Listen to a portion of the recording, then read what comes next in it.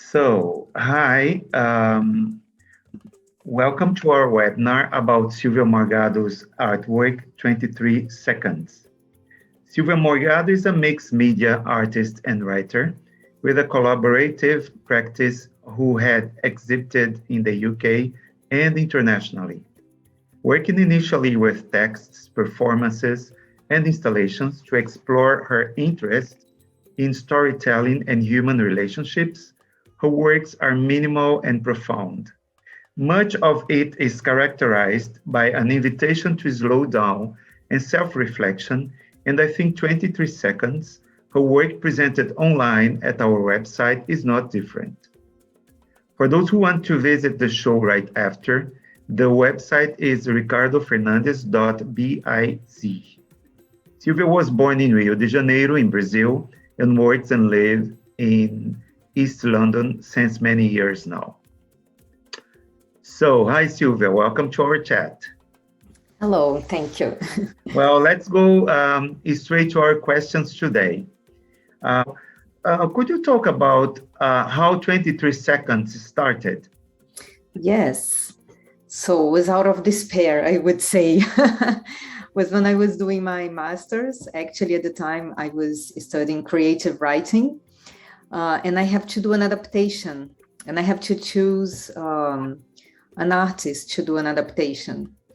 And I had written this short story, 23 seconds, based on a scene that I saw. And of course, a lot of people don't understand that when you're writing, you're really creating, because a lot of people, oh, this happened to you. I said, not exactly, but I saw the scene and it inspired me.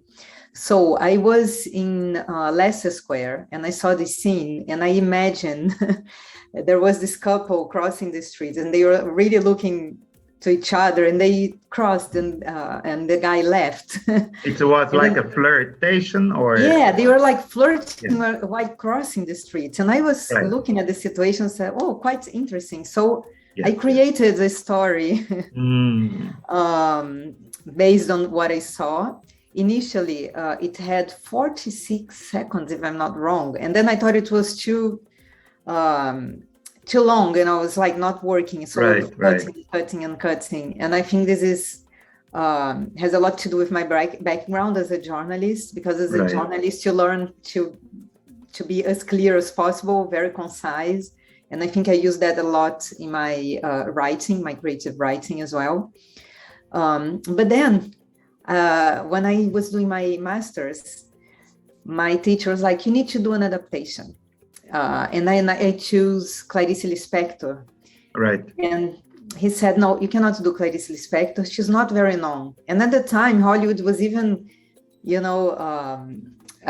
producing a film about her life that ended up not happening for many reasons. But anyway, although it was like I had to disagree with him, I decided, okay, so I need to do something else.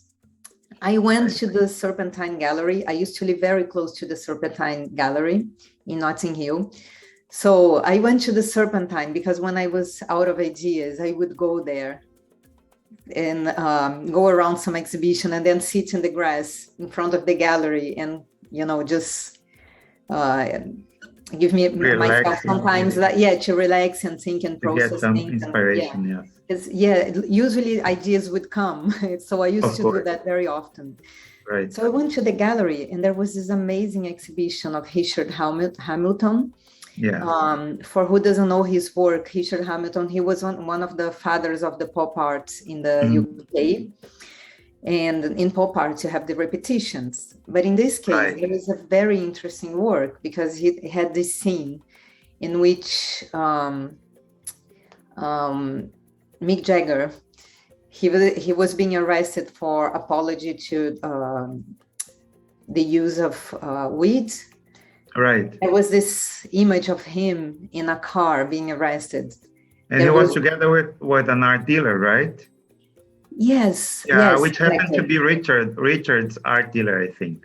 Yeah. Yes. Yeah, they were both, I think they were both arrested. Yeah, they were both arrested. Yes, exactly. yes. The picture, it was a picture taken of them being taken. Yes. And this image.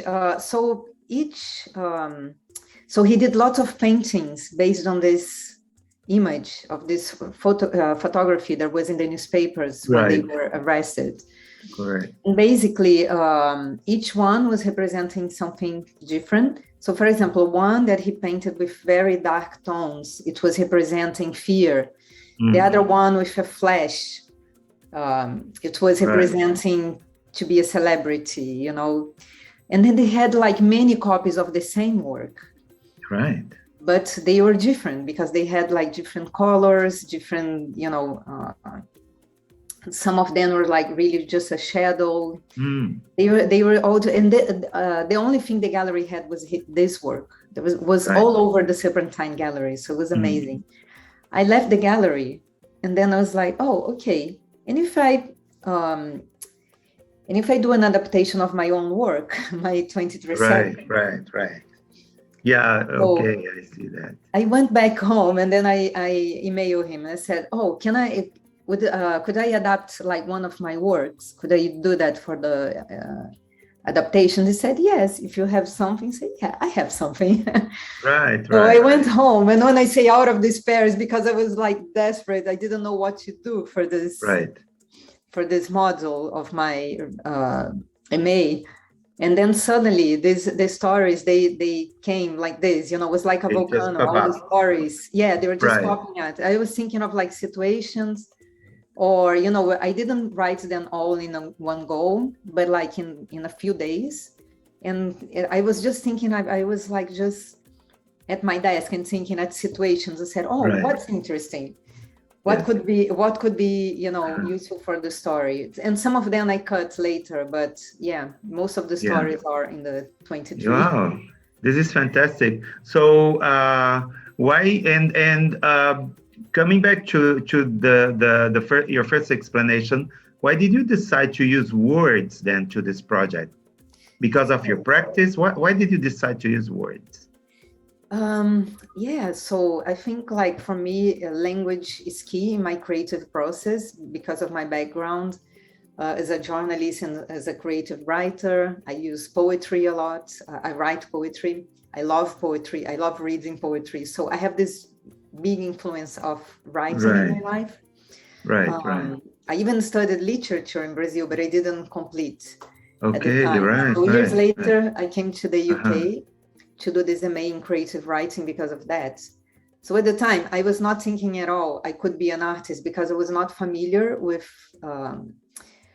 conceptual arts. I come from a family of artists, and they do like paintings and drawings, you know. So that's what art was to me. I was not familiar. And then suddenly here in the UK, I had this amazing teacher in my MA, and the poetry he was introducing to me was really new to me. It was like everything was really crazy.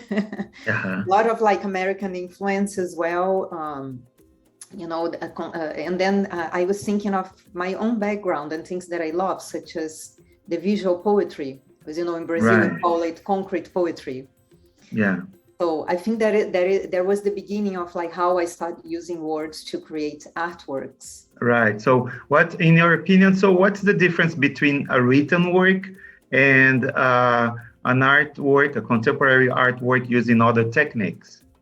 I think like what I love about conceptual art is that you give the viewer the opportunity to become part of the work, because, for example, in my case, at least in the artists that inspired me so far, I think like, for example, Yoko Ono, you use a lot like instructions. So you give instructions, right. And then you can follow it or not, of course, but it makes the work playful, but also makes you, it's an invitation for you to think and to think out of the box. And this is something that I like very much, you know, the possibility of using art as a tool to think, not just to look. And you know, and this is why you use you use works and written instead of the material, the ordinary plastic expressions, right? Yeah, I really Right, love the use of words because of that. right, And right. I think this is something we have in common, our vision of like what art is. We are discussing it this week. Yes, absolutely, absolutely. The Yeah, fantastic. So, in your opinion, besides the first one that that originated the series, what is the chronicle you like most, and tell me why?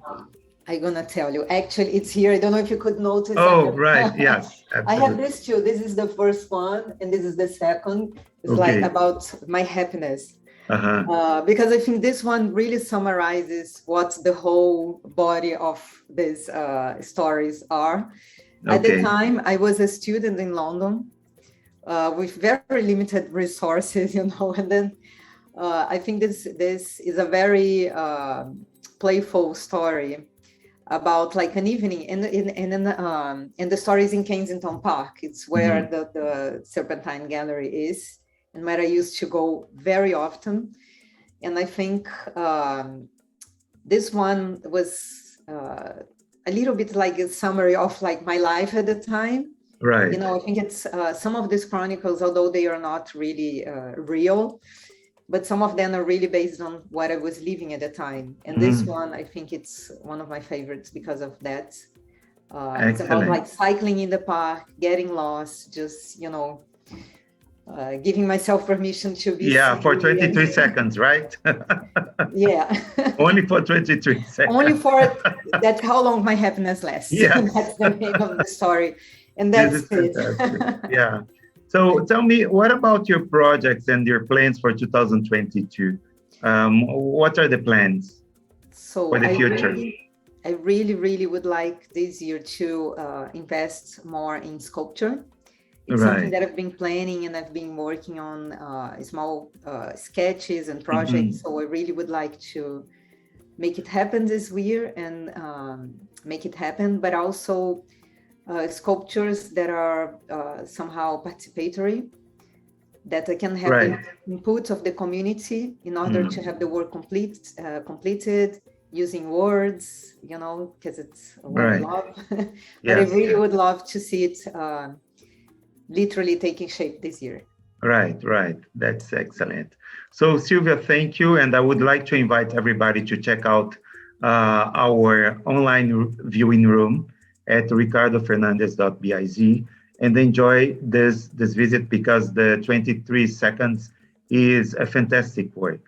So you can also contact us for any inquiry and questions, and hope you have enjoyed this little chat with artist Sylvia Morgado. Okay, bye-bye. Thank you. Bye. Thank you. Thank you. Bye. Thank you.